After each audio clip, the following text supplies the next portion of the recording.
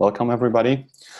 So we decided to prepare a quick talk about computational complexity, so rather introduction to it, or you can phrase it in a different way, how long I will have to wait for the result. So what I want to talk about is how we can define slow and fast algorithms. And the first question that we have to ask ourselves is why there is like a lot of around that happening. So of course we want to know like which algorithms are optimal, which are not optimal for a given problem, how long it will take, more or less how long it can take for an algorithm to run, or can we do better? So the first idea is to, if you want to say if the given algorithm is fast, is just to run it on example data and measure time. Is that a good idea? I would say no, because then it really depends on the computer that you have. It really depends. So we could standardize, like let's say that you always have to run it on that one computer, but then it depends, are there any other things happening on that computer? What are the external, like what is the environment? So is it hot or not? Maybe there's some thermal throttling. And also, would we need to change all of those definition every 2, maybe 5 years because like the base computer that we agreed on is not ideal? In other industries, we also don't look at the time. We take out the gist of the car, which is an engine, and we see how much power it can produce. With computational complexity, with algorithms, we can do one better. We can just look at math. We can start looking at the gist of the algorithm, so what exactly is being done. And the first steps, first ideas how to do it were suggested by Alan Turing. He was an English mathematician. He helped to crack Enigma, and he defined the Turing machine. He obviously didn't call it the Turing machine. The name was changed later. But what the Turing machine is like a model for everything that your computer can do. And it helps us to talk about the programming. So the Turing machine, it operates on the very long tape, which has ones, zeros, and blank spaces. The Turing machine header can read and write only one square at a time. And it can be in a state, A, B, C, D, states depend on the program that it's running and the set of instructions. So for example, Turing machine will get a very long input of ones and zeros. And when it's read 1 and it's in state, let's say B, the instruction may be change 1 to 0 and move 5 cells to the right. And once the Turing machine will complete that, all of the instructions that it has, it will get to the holding state. You will have an output. And every program that we have ever written can be represented as a Turing machine. There are like variations of Turing machines, like deterministic, non-deterministic, with 1 or 2 tapes. They are all more or less the same, at least for the sake of our talk. So how does it have to do with the computational complexity? Is we are counting those steps. So how many operations a Turing machine did. So the computational complexity is like how many steps we need to solve an instance of a problem of size n using given algorithm A. Why do we want to know the number of those steps? Again, at the end of the day, we want to know how fast the algorithm is. And we want to know if algorithm A is slower or faster than algorithm B in general. Turns out that you can classify algorithms in like orders, and this is example of linear order. So all algorithms that when you feed them the input of size n, they will require pn steps, 2n steps, 14n steps, n over pi steps. They are all linear algorithms, meaning that the running time is linear. Why we don't care about that constant at the beginning? This equation here is not true for the n smaller or equal to 10, but after that it starts to be true. So this is what exactly that big O notation, that O that you see to all of those n's means, that we don't care about the constant. And thanks to that, like the algorithm, it can be in the same class, it can be just slightly better, but when we compare order n algorithm and n square, the improvement is huge, especially on the bigger numbers.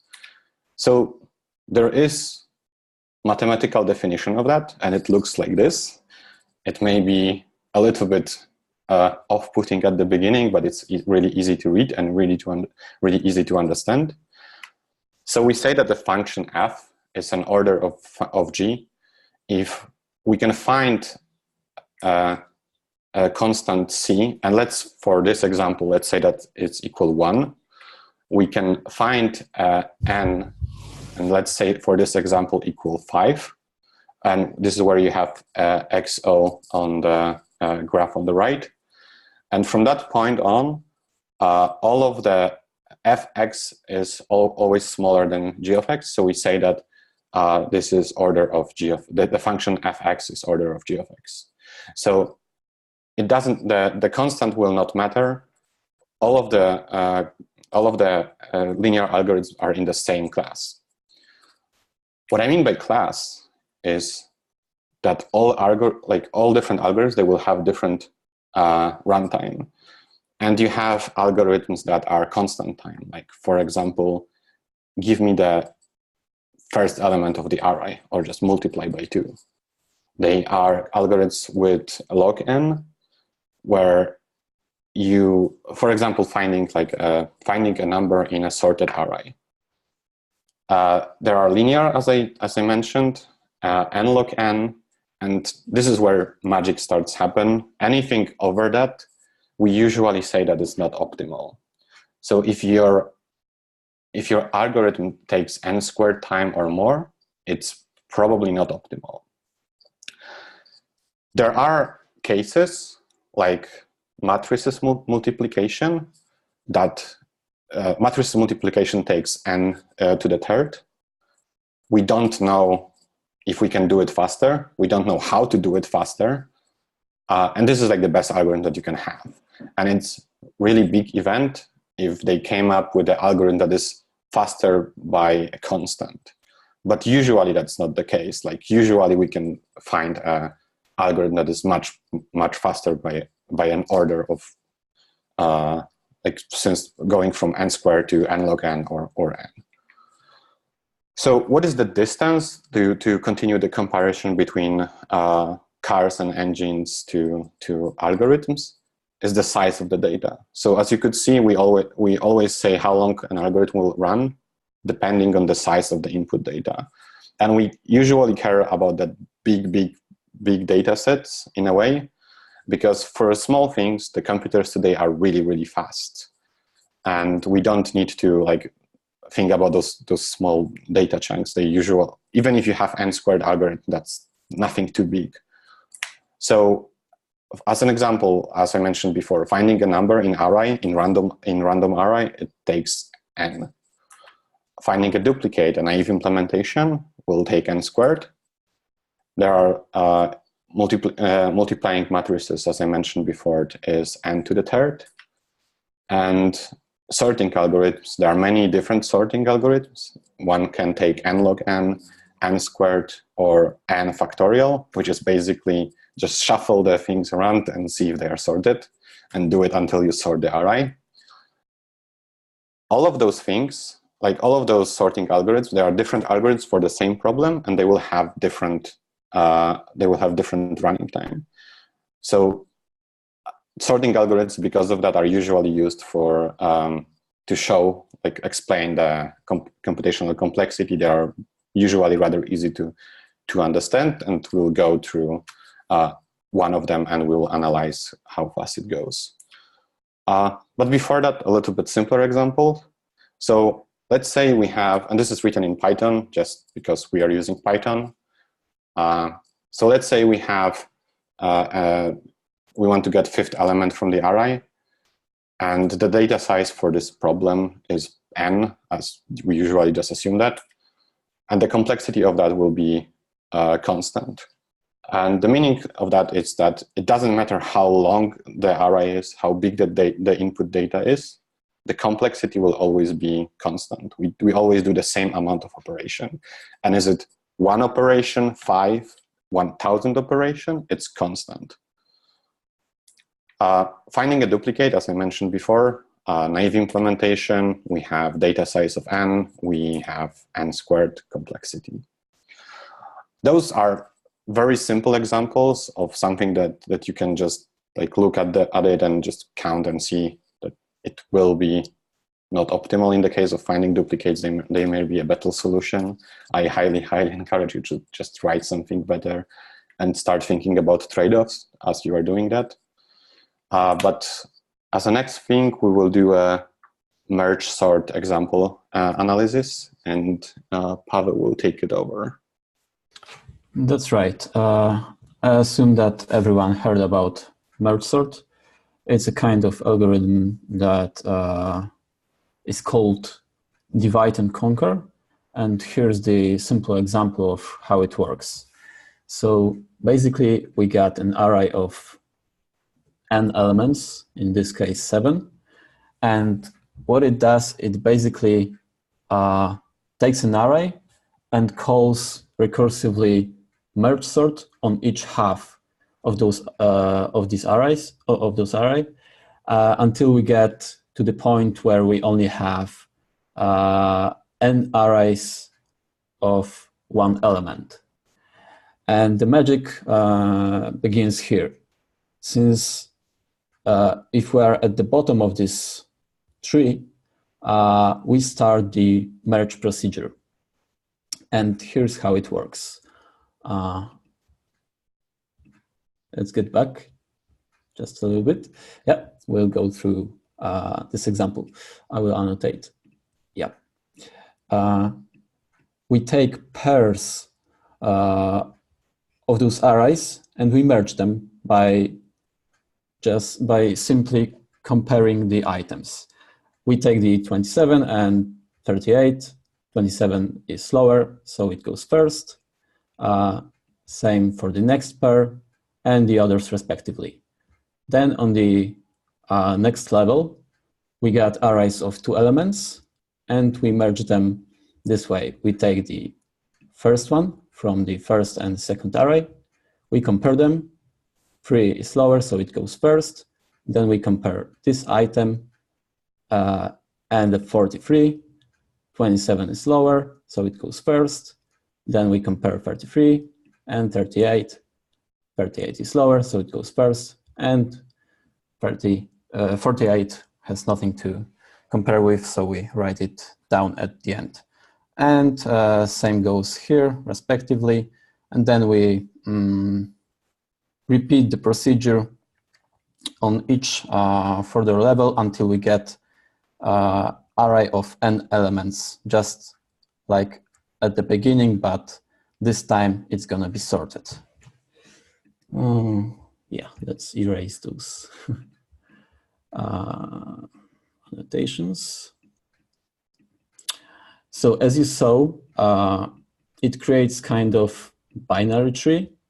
So we're gonna analyze how much time actually does it take to go through the merge sort. So basically, we start with a subproblem of size n, and on each level we divide it by 2.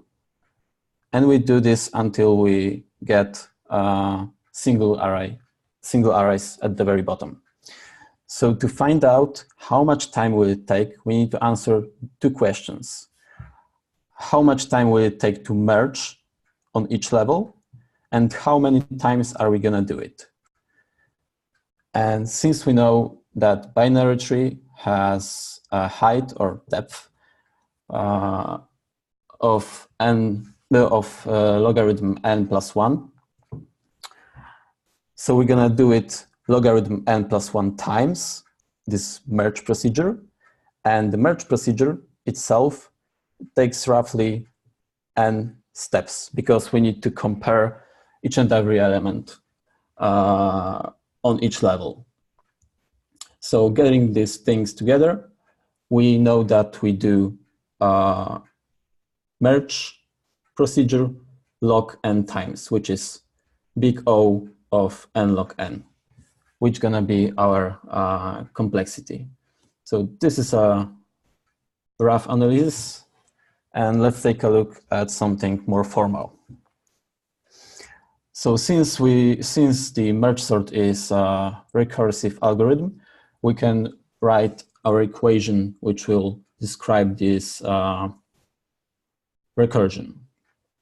So sorting array of n elements will take time equal to sorting two arrays of n over 2 elements plus time needed for merging procedure.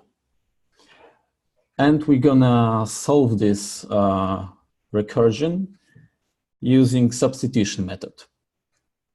So the first equation is the very top of this tree. In order to see what's happening further, we're gonna take a look at the lower levels. So let's say that the first equation describes the first level. So on the second level, we got, with the recursive call, we got two arrays, each one of size n over 2. And sorting this problem will take 2 times time needed for sorting n over 4 elements, plus, of course, time needed for merge procedure. So since we got t of n over 2 in the first equation, we can try to substitute this thing into the first equation. Here's what we got. We can simplify this to this, and we are basically looking for some pattern. We need to observe something. So let's take a look at the further level. At the next level, we also have our problem. So we got n over 4 size of the data, original data, and we substitute, of course, n by 4 instead of n. And here we got 2 problems of size n over 8 plus, of course, time needed for the merge. So we substitute this one to the previous equation. After a little bit of math, here's what we got. Can you see the pattern already? So let's take a further step. If we go deeper and deeper, there's this pattern. Yeah. And we go further to the very bottom of this tree. We don't really know how deep is it, but we know that at the very bottom it's gonna be something like t of n over 2 to the I, right? We know that because of that pattern. And we also know that at the very bottom we got single element arrays. And how much time does it take to sort a single element array? It's a constant value. So t of 1 equals 1. So getting these two, we can say that n over 2 to I equals 1. We need to find out how much is the I. So we can use just a little bit of mathematics and logarithmics to get the value of I. Next slide. Yeah, here it is. No surprise that the I is logarithm n. So getting back to this equation, here's what we got. And since we only care about the highest order of the function, we can skip this n part, and we go to our final solution, which is going to be big O of n log n. Can we do better? Yes and no, actually. But in terms of big O notation, there's a simple answer, and Adam will tell you whether it's true or not. Okay, so as I mentioned at the beginning, there are examples of algorithms that we know that we can do better. There are examples of algorithms that we don't know if we can do better. Sorting is this very well-known problem where we came up with proof to say that, hey, we cannot do better than n log n. And there are many algorithms. There is quicksort that has n log n, expected time. There is merge sort that we just went over that has n log n. But can we do better? The answer is simply no. And let's go over why.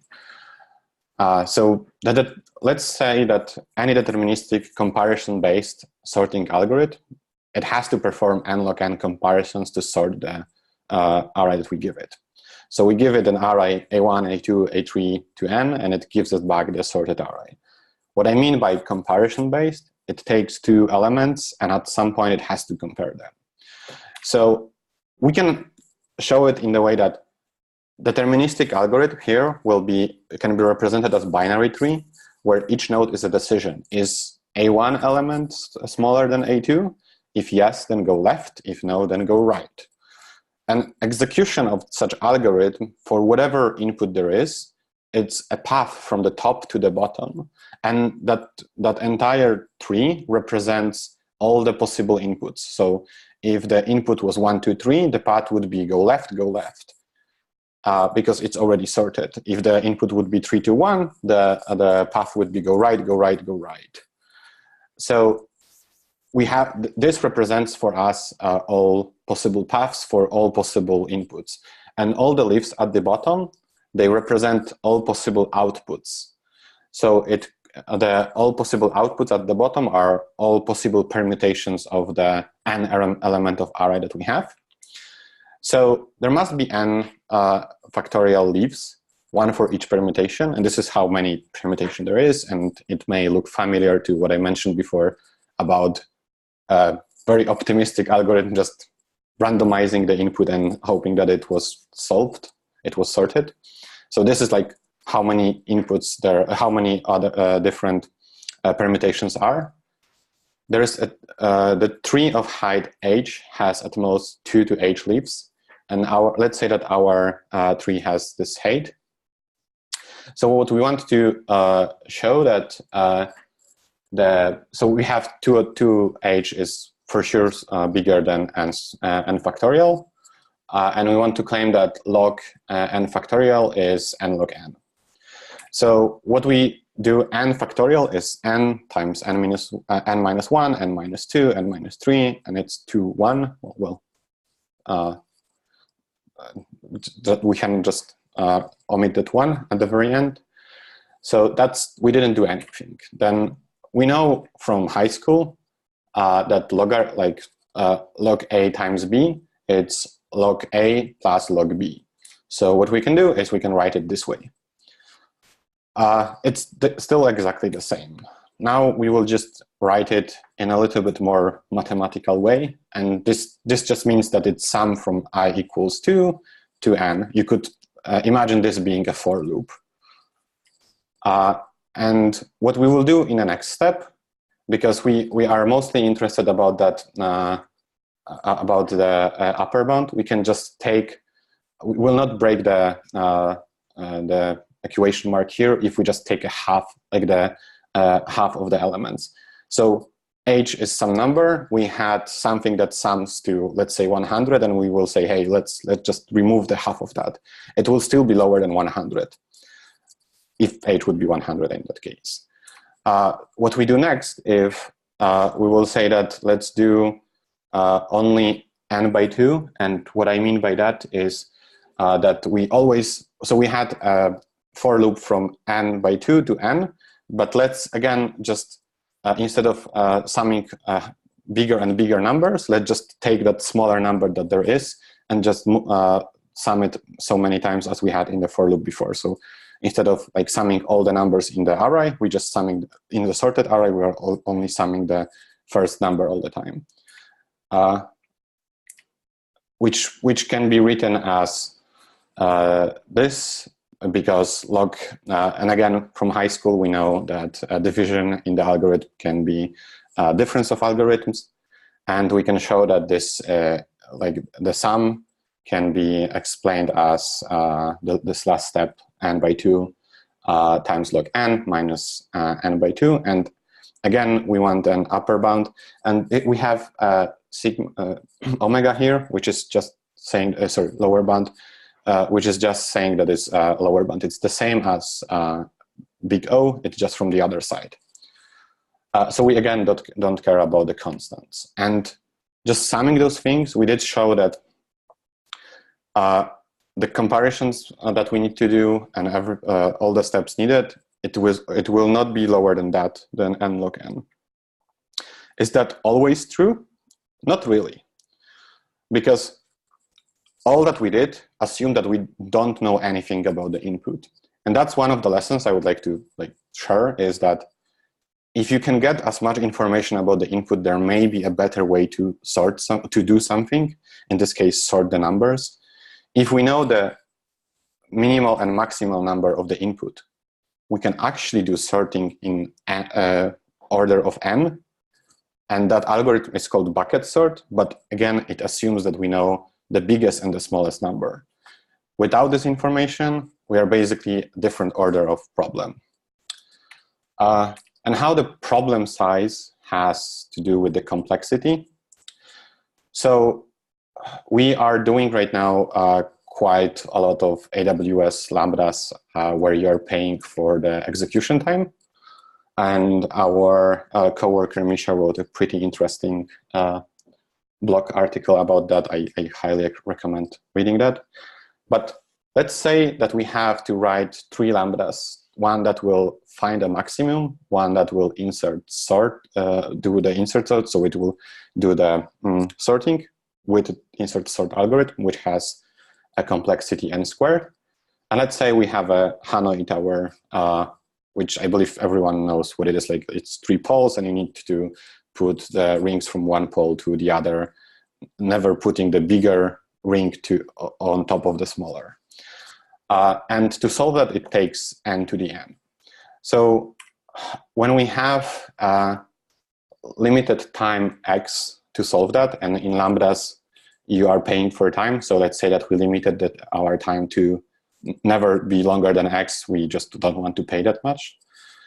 For the finding maximum, the input can be linearly relative to the time, more or less. For the insert sort, it's only square root of the time. And for the Hanoi tower, it will be only the logarithm of the time that we have. So the problem size is much, much, much slower. Let's say that we want to handle the bigger cases. So let's throw money at the problem, which is usually the stupidest solution. So now we doubled the time. For the finding maximum, we just doubled the size of the input that we can handle. For the insertion sort, it's only square root time bigger. For the logarithm, for the Hanoi, we can only extend make our input size bigger by 1. So it's not that big of a difference.